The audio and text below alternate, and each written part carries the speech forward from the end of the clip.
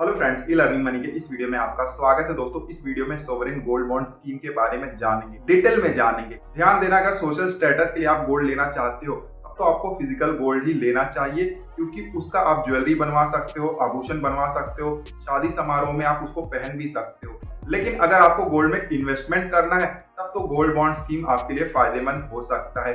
यहाँ पर आपको बहुत सारे बेनिफिट मिलते हैं। कौन कौन से बेनिफिट मिलते हैं, सारा डिटेल इस वीडियो में हम डिस्कस करेंगे। ध्यान देना है, कोई भी इन्वेस्टमेंट आप करते हो सारा डिटेल उसके बारे में जान लो, उसके बाद ही इन्वेस्ट करो। बहुत बार ऐसा होता है कि इन्वेस्टमेंट तो हम कर देते हैं, बाद में पता चलता है ये कंडीशन भी था और जिसकी वजह से हमारा काम रुक जाता है। तो सारा डिटेल पहले ही जान लो, फिर इन्वेस्टमेंट करो। तो इस वीडियो में सोवरेन गोल्ड बॉन्ड स्कीम के बारे में डिटेल में हम जानेंगे। चलते हैं कंप्यूटर स्क्रीन पर। कंप्यूटर स्क्रीन पर आ गए हैं, वन बाय वन सभी डिटेल हम डिस्कस करेंगे। सबसे पहले कुछ बेसिक फीचर्स के बारे में जान लेते हैं। ध्यान देना, इलेक्ट्रॉनिक फॉर्म में ये गोल्ड मिलता है। आपको एक ईमेल आता है जहां पर एक सर्टिफिकेट आपको मिलता है, ठीक है। फिजिकल गोल्ड यहाँ पर आपको बिल्कुल नहीं मिलता है। अब जो सर्टिफिकेट आपको मिलता है इशू किया जाता है आरबीआई के द्वारा ऑन बिहाफ ऑफ गवर्नमेंट, मतलब गवर्नमेंट ऑफ इंडिया भी इसमें इन्वॉल्व होता है।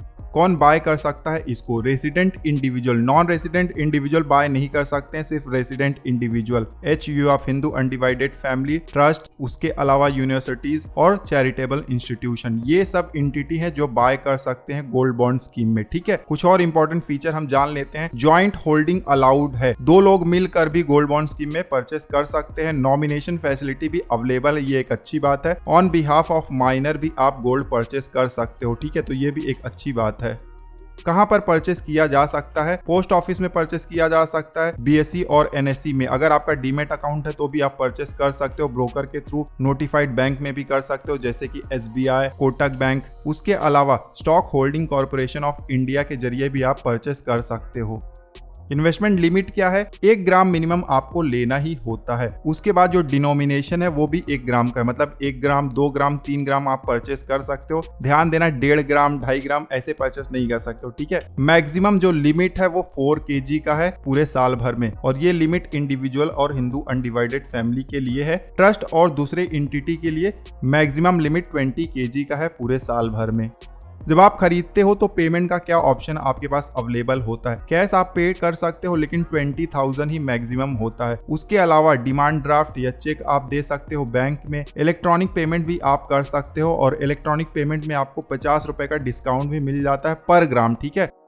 अब सवाल आता है, गोल्ड बॉन्ड स्कीम में जब परचेस करेंगे तो इशू प्राइस क्या होगा, या जब हम मैच्योरिटी के समय रिडीम करेंगे तो रिडीम्पशन प्राइस क्या होगा? जो भी डेट होगा परचेस करने का या रिडीम करने का, उसके 3 वर्किंग डेज पहले का जो एवरेज क्लोजिंग प्राइस होगा पर ग्राम का, वही रेट हो जाएगा, ठीक है, वही इशू प्राइस होगा। और रिडीम्पशन के समय जो रिडीम्पशन का डेट होगा उसके 3 वर्किंग डेज पहले का जो एवरेज क्लोजिंग प्राइस होगा पर ग्राम का, वही रिडीम्पशन प्राइस हो जाएगा, ठीक है। अब जो प्राइस होता है वो कौन पब्लिश करता है? India Boolean and jewellers association limited, ठीक है, ये संस्था है। इनकी वेबसाइट पर जब आप जाओगे तो आपको लेटेस्ट प्राइस दिखाई दे जाएगा। फाइन गोल्ड 999 का जो रेट होता है वही इस्तेमाल किया जाता है गोल्ड बॉन्ड स्कीम में ही।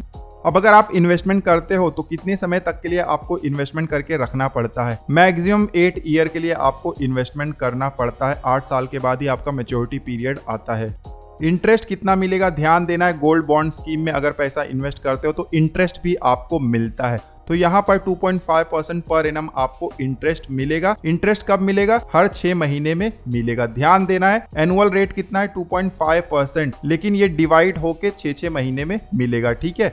अब एक और बहुत ही इंपॉर्टेंट सवाल आता है कि अगर समय से पहले ही हमें अपना गोल्ड बॉन्ड रिडीम करना है, बेच देना है, तो क्या ऑप्शंस अवेलेबल हैं? 5 साल से पहले तो आप बेच ही नहीं सकते हो। 5 साल के बाद एग्जिट का ऑप्शन अवेलेबल है। लेकिन अगर यहाँ पर अब सवाल पूछा जाए कि क्या कोई भी ऑप्शन अवेलेबल नहीं है 5 साल से पहले बेचने का, तो ऑप्शन अवेलेबल है सेकेंडरी मार्केट में। अगर डीमेट अकाउंट के थ्रू आप सेल करना चाहो तो सेल कर सकते हो, अगर आपको बायर मिल जाए आपके प्राइस पर, ठीक है।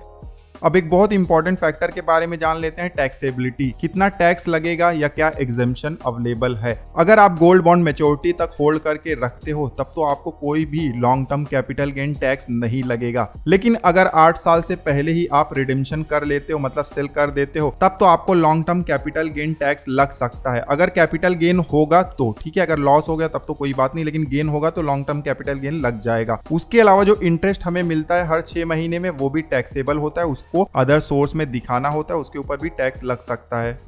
उसके बाद अब सवाल आता है कि हमें गोल्ड बॉन्ड क्यों चुनना चाहिए। तो कुछ इंपॉर्टेंट फीचर यहाँ पर भी हम डिस्कस कर लेते हैं। रिस्क फ्री होता है क्योंकि गवर्नमेंट इसको बैक करता है। यहाँ पर स्टोरेज और मेकिंग कॉस्ट एलिमिनेट हो जाते हैं, चोरी वगैरह का भी डर नहीं होता। फिक्स्ड इनकम आपको मिलता है इंटरेस्ट के रूप में। कैपिटल एप्रिसिएशन भी होता है, जैसे सोने का भाव बढ़ेगा उसी तरीके से आपका गोल्ड बॉन्ड का जो वैल्यू है वो भी बढ़ते जाएगा। टैक्स में भी बेनिफिट मिल जाता है। लॉन्ग टर्म कैपिटल गेन का आपको बेनिफिट मिलता है अगर आप मैच्योरिटी तक होल्ड करके रखते हैं तो। अब यहाँ पर एक और पॉइंट मैं आपको बताना भूल गया कि गोल्ड बॉन्ड स्कीम में आप कभी भी इन्वेस्टमेंट नहीं कर सकते हो। गवर्नमेंट डेट इशू करता है सब्सक्रिप्शन का और उस पर्टिकुलर डेट में ही इन्वेस्टमेंट किया जा सकता है। अब गोल्ड बॉन्ड स्कीम में कैसे इन्वेस्टमेंट करना है इंटरनेट बैंकिंग की मदद से, उसके बारे में जानने के लिए स्क्रीन पर जो वीडियो दिखाई दे रहा है उस पर आप क्लिक कर सकते हो। आई होप कि ये वीडियो आपके लिए यूजफुल रहा होगा। इस वीडियो में बस इतना ही। मिलते हैं आपसे अगले वीडियो में, तब तक आप हंसते रहें, मुस्कुराते रहें। धन्यवाद।